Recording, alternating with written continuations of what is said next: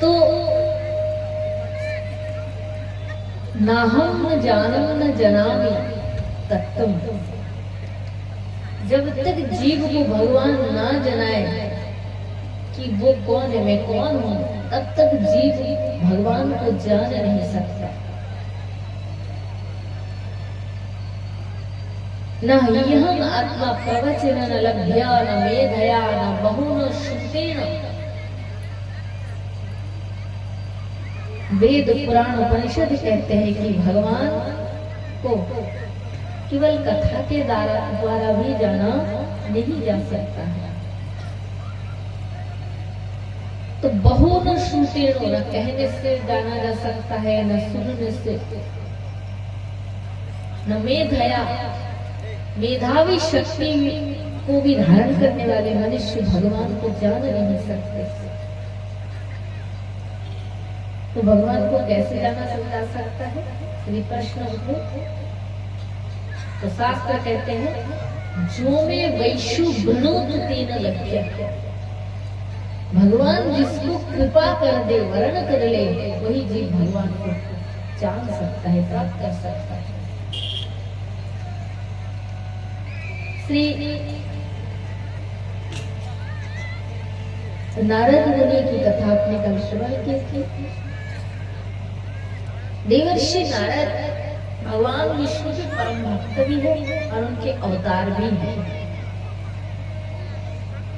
एक बार नारद जी के मन में प्रश्न उठा कि ये माया क्या है, ये जो माया माया माया में जीव फंस जाते हैं, माया क्या है। तो नारद ने क्या किया, प्रथम अपने पिता ब्रह्मा के पास गए और ब्रह्मा जी के पास जाकर बोले, पिताश्री हमें ये बताइए कि ये माया क्या है। तो श्री ब्रह्मा जी कहते, पुत्र ना हम न युवं न युद्धतम गतिर्विदु न वामदेवते किमपि परशुरा तन मायायां महितं गद्भया विनिर्मतं च आत्मतं प्रचारमहे।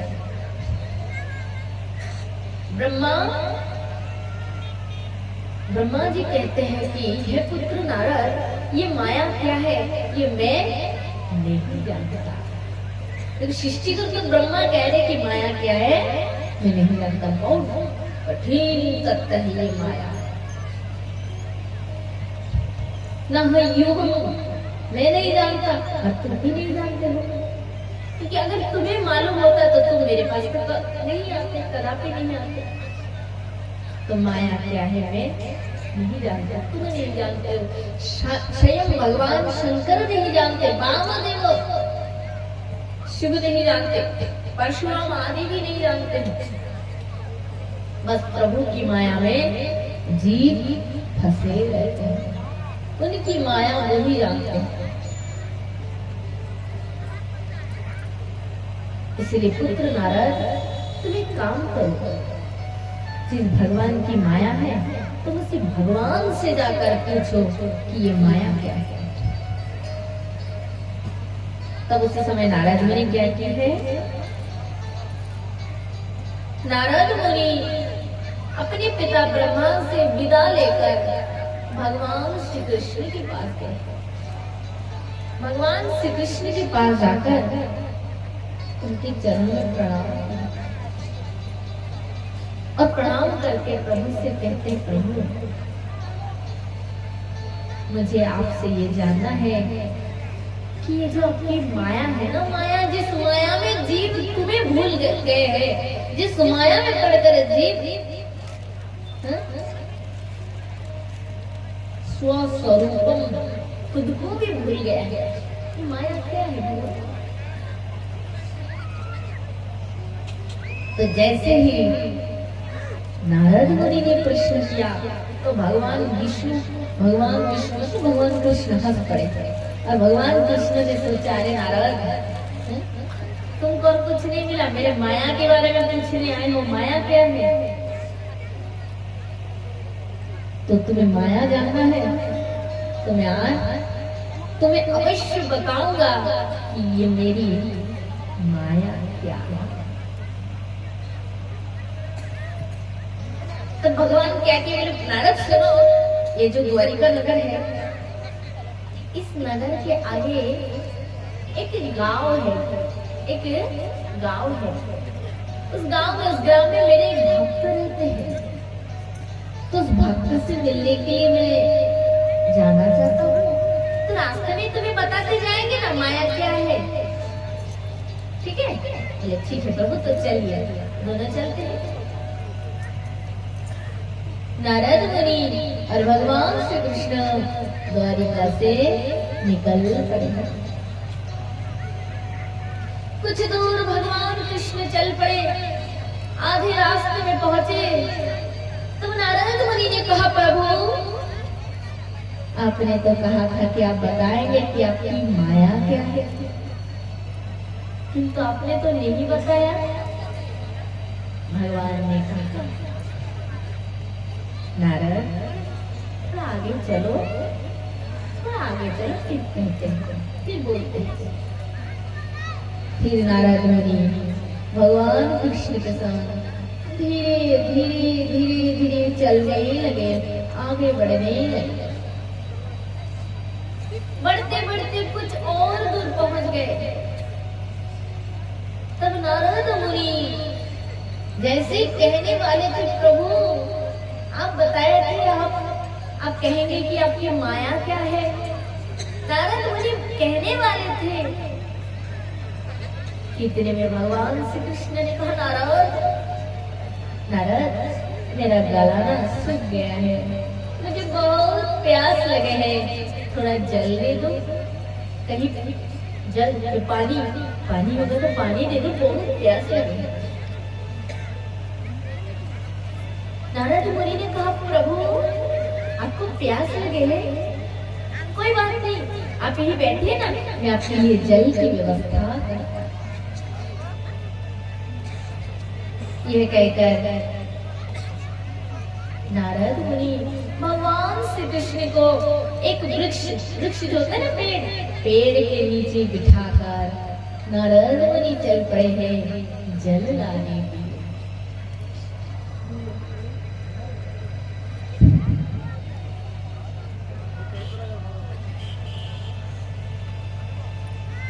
और जैसे जल लाने के लिए नारद मुनि चल पड़े,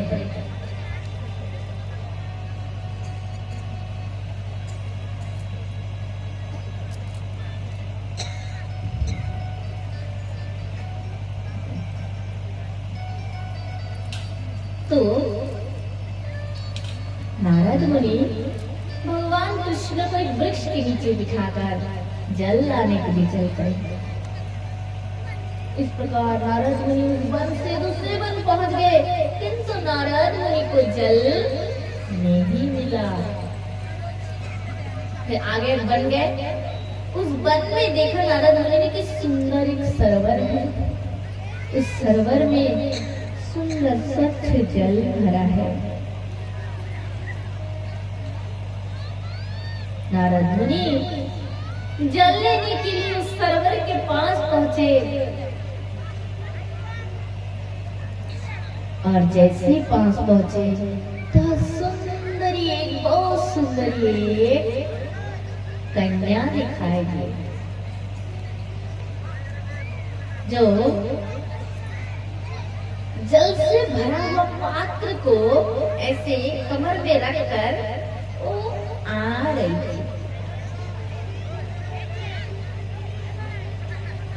जैसे नारद मुनि के सामने आई वो कन्या, तो उसने प्रश्न की, हे महात्मा आप कौन हो?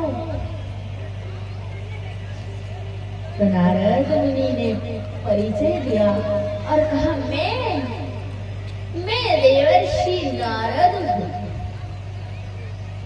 उस कन्या ने कही, अच्छा आप भी वही नारद है? नारद मुनि कहने वाले थे कि मैं प्रभु के लिए जल लेने के लिए आया हूँ। इतने में उस कन्या ने कही, सच में नारद बोले हाँ, क्यों, क्या हुआ है? बोले नारद मुनि आप जानते नहीं है, मेरे पिता आपके रास्ता देखते देखते अंधे हो गए, बूढ़े हो गए कि कब नारद आएगा, कब नारद आएगा।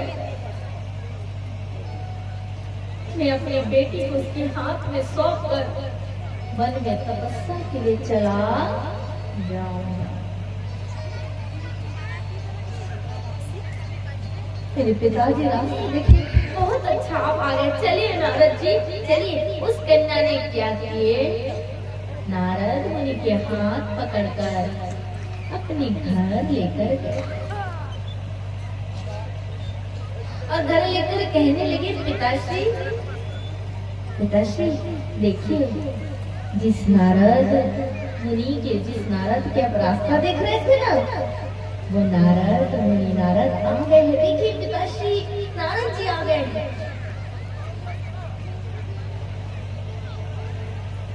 वो मुनि खड़े हो गए, सच में नारद तुम आ गए हो बेटा, देखो तुम्हारे रास्ता देखते देखते मेरी आंखों की रोशनी चली गई, मैं अंधा हो गया। नारद बेटा तुम आ गए, बहुत अच्छा, आए हो, आओ बेटा आओ। नारद जी के हाथ पकड़ लिए और वो जो मुनि था साधु, उन्होंने क्या किया, अपनी बेटी के हाथ नारद के हाथ में देकर मुनि चले। बोले तुम्हारा अमानत है, तुम्हारा संपत्ति है ये बेटी, तुम इसे संभालो। नारद मुनि तो कुछ समझ नहीं पा रहे कि ये क्या है। तब नारद मुनि अब वो कन्या देकर समर्पित कर दिया, नारद मुनि को दे दिया, उनसे विवाह किए। विवाह होने के बाद धीरे धीरे संतान जन्म लिए। प्रथम एक कन्या हुई, उसका नाम उस स्त्री ने कामना रखी। धीरे धीरे बहुत समय निकल गए, फिर एक कन्या जन्म लिए। तब नारद मुनि और उस स्त्री ने, उस सुंदरी ने उस कन्या का नाम वासना रख दिया। धीरे धीरे समय परिवर्तन होते गए, फिर बहुत दिन निकलने के बाद और एक कन्या जन्म लिए। तब नारद मुनि और उस स्त्री ने, उनकी पत्नी ने उस बेटी, उस कन्या का नाम कृष्णा रख दिया। क्या नाम, कृष्णा। अब इस प्रकार काल के प्रभाव से समय परिवर्तन होते गए, दिन महीना वर्ष पूरा होता गया।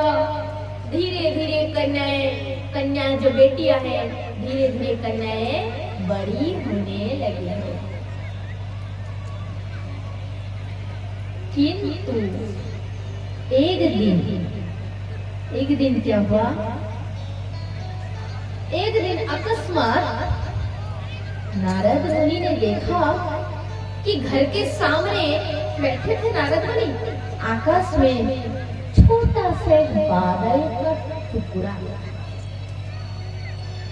नारद मुनि सोचने लगे ये क्या है, बिना ऋतु के अकस्मात बादल का टुकड़ा, कहीं वर्षा तो नहीं होने वाली है।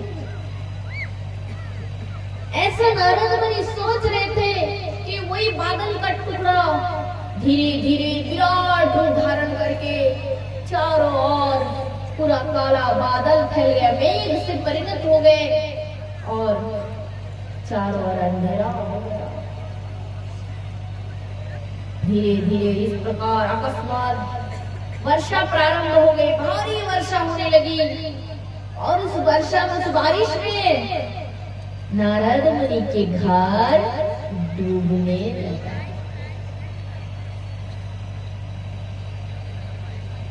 नारद मुनि ने देखा ये क्या, वर्षा में तो धीरे धीरे हमारा घर डूबने लगा, अब हम क्या करें। हमें अपने जीवन की रक्षा तो करना ही पड़ेगा, प्राण की रक्षा तो करना ही पड़ेगा। तब नारद मुनि क्या किए, उसी समय नारद मुनि अपनी दो बड़ी पुत्री कामना और वासना को क्या किया, अपने कंधे पे ले लिए। 7-8 वर्ष की बालिका है, कंधे पे ले लिए। और उनकी जो पत्नी थी वो सुंदरी देवी, उन्होंने छोटी कन्या कृष्णा को अपने गोद में ले लिए और कहा देवी, नारद मुनि ने कहा देवी चलो इस जल के अंदर से चलते चलते धीरे धीरे हम सुरक्षित स्थान पे चलते हैं जहाँ जाने के बाद अपने प्राण का रक्षा हो सके। भारी वर्षा हो रही थी, भारी आंधी तूफान हो रहे थे, जलों में पानियों में लहर उठ रहे थे। नारद मुनि अपनी संतान को लेकर, अपने बच्चे और अपनी पत्नी को लेकर बड़े कष्ट से जल के अंदर से जा रहे थे।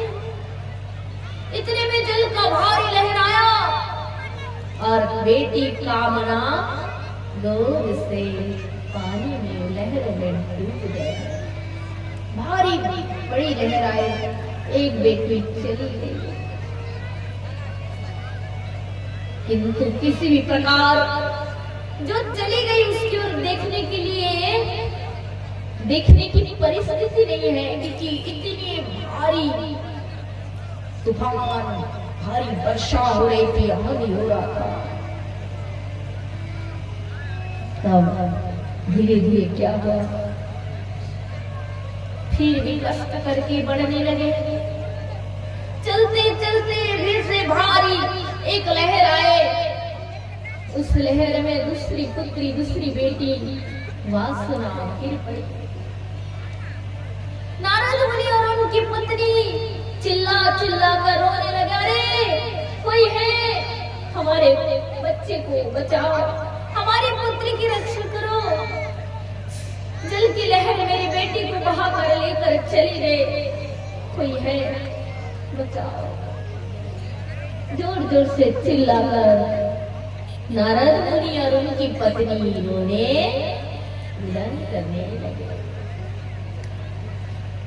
इस प्रकार धीरे धीरे धीरे उनकी पत्नी रोते रोते अति व्याकुल हो गई और भारी लहर आया। उस लहर में नारद मुनि की पत्नी अपनी छोटी पुत्री कन्या कृष्णा के संग जल में डूब गई।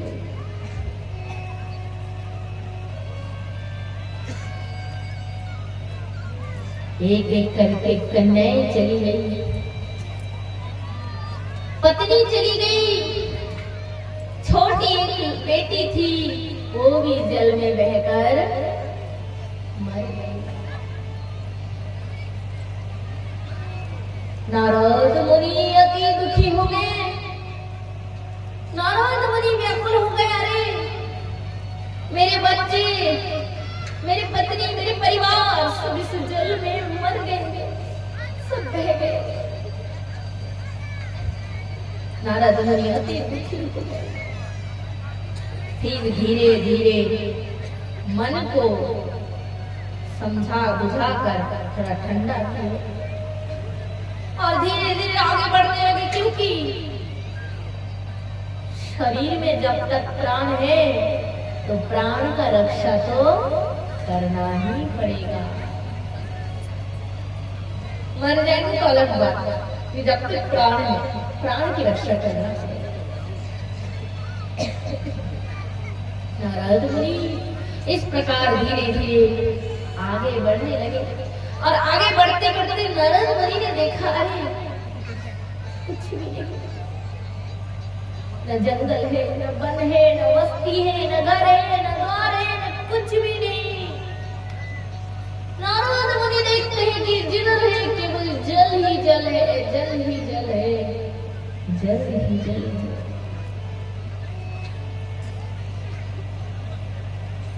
प्रलय हो गया, चारों ओर इतना जल है। इस प्रकार देखते देखते अकस्मात नारद मुनि को याद हो गया, रे भगवान श्री कृष्ण तो मुझे जल लाने के लिए भेजे थे, उनको प्यास लगे थे, उनको पानी चाहिए था। मैं आकर भूल गया। अरे मेरे प्रभु, ना जाने कितने समय तक बैठे बैठे मेरी रास्ता देख रहे हैं मेरे कि नारद कब आएगा, जल लेकर कब आएगा और मैं जलपान करूंगा, अपनी प्यास बुझाऊंगा। ऐसे अकस्मात जब नारद मुनि को याद हो गया तो उन्होंने क्या किया, पत्ता है ना, पत्ता पेड़ों के, बहुत आगे बढ़ के देखा तो पत्ता दिखाई दे रहे, पेड़ों के ऊपर की कुछ अंश दिखाई दे रहे थे, हरा हरा।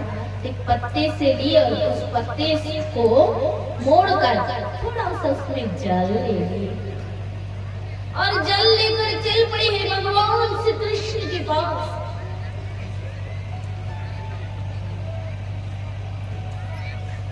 चलते चलते चलते चलते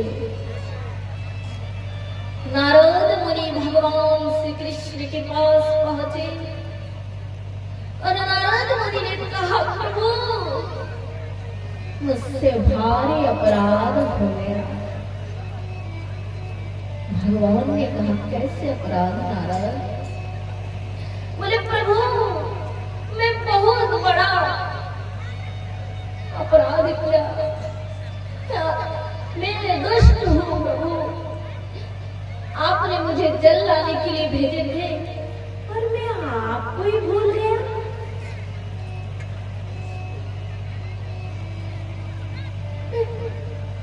आपको भूल गया प्रभु, आपको कितना कष्ट सहना पड़ा यहाँ बैठे बैठे। भगवान मुझे क्षमा कर दीजिए, मुझे क्षमा कर दीजिए भगवान।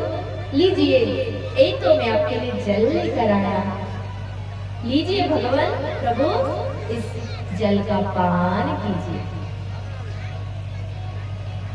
तब भगवान श्री कृष्ण हंस पड़े और भगवान हंसते हुए कहा, नारद लाओ पानी, लाओ जल लाओ।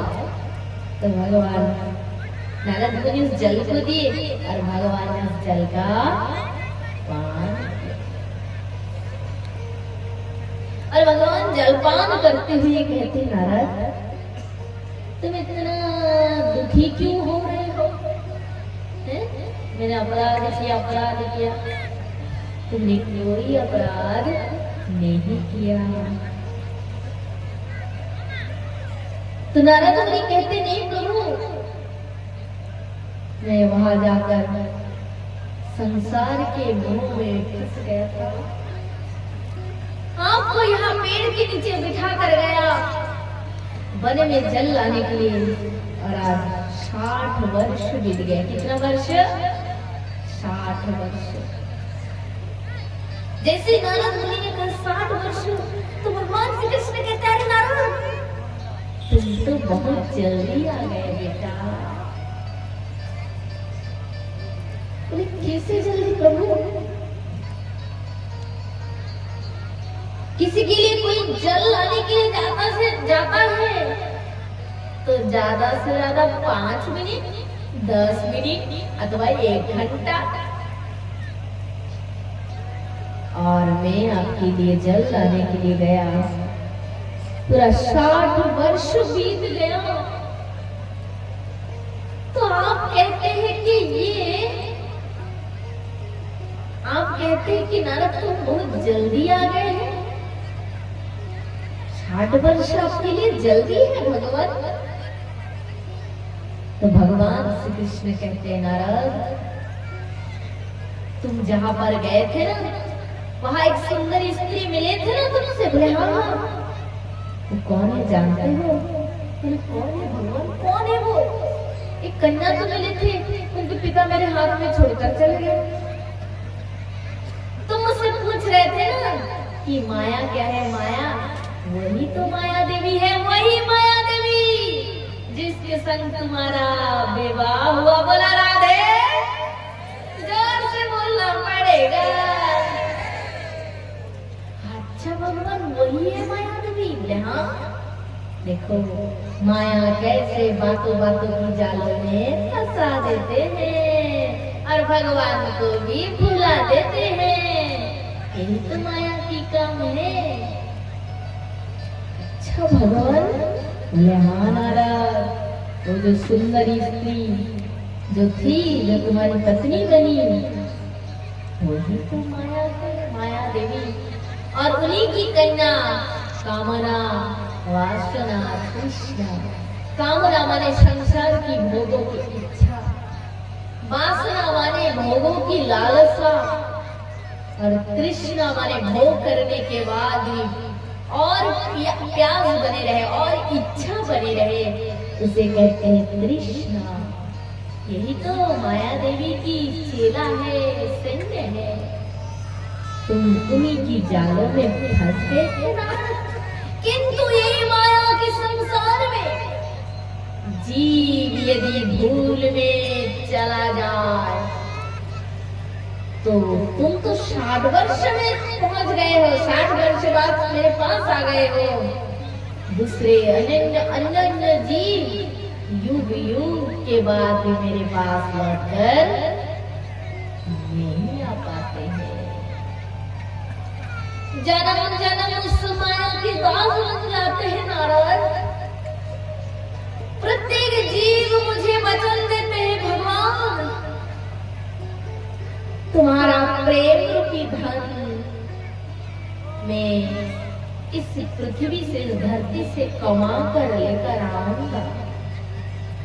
हे नारद, मुझे ऐसे वचन देकर प्रत्येक जीव तुम्हारी तरह इस माया के संसार में जाते हैं और वहां ऐसे फंस जाते हैं और मुझे भूल जाते हैं नारद, मुझे भूल जाते हैं।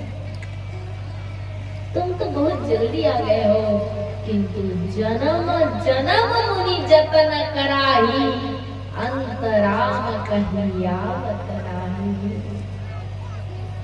अनंत जन्म बीत जाते हैं, फिर मनुष्य को मेरा याद नहीं आता है।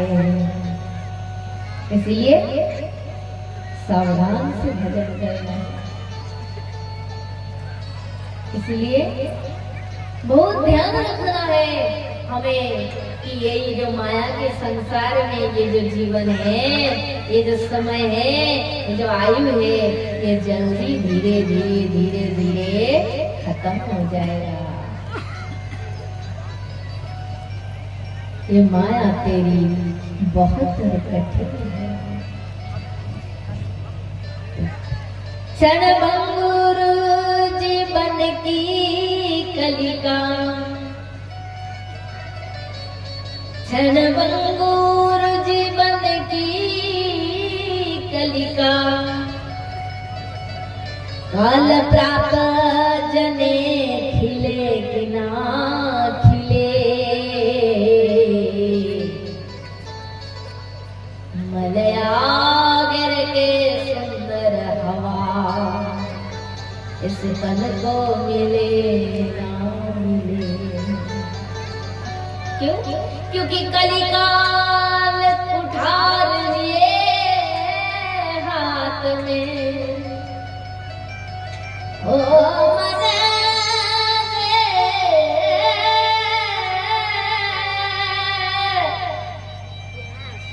मेरो मनवारे, क्योंकि कलिकाल कुठार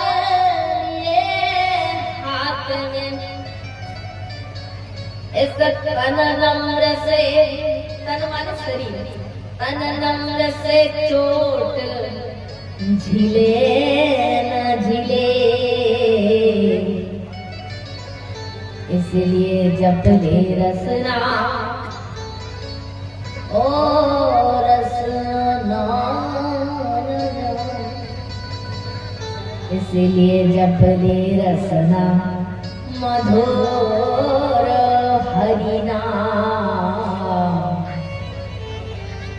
अंत समय में समय मिले कि ना मिले, अरे जबल रसना मधुर हरिना।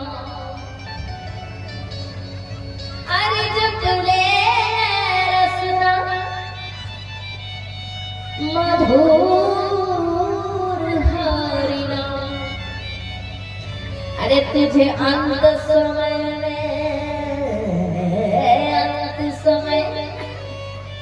तुझे अंत समय में समय मिले कि ना मिले, क्षणभंगुर जीवन की कलिका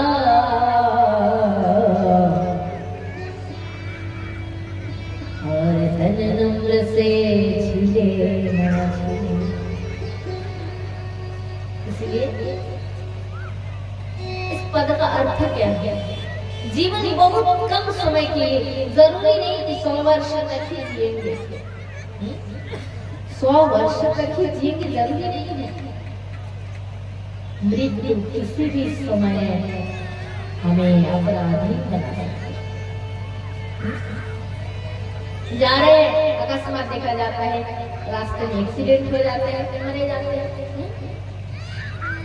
थोड़ा सा बीमारी, छोटे से रोग व्याधि होकर मर जाते हैं, मरते नहीं। इसलिए समय रहते हुए उस हरि के नाम जप लो, समय रहते भगवान की भक्ति कर लो, क्योंकि अंत समय में तुम्हें समय मिले या ना मिले, क्योंकि मृत्यु के समय जब आते हैं तो ये शरीर काम करना बंद कर देते हैं। आंखों से दिखता नहीं, कानों से सुनता नहीं, मुख से बोला नहीं जा सकता, सारा शरीर इंद्रिया कमजोर होकर पड़ा रहता है। इसलिए बार बार भगवान का भजन करो, बार बार हरि का नाम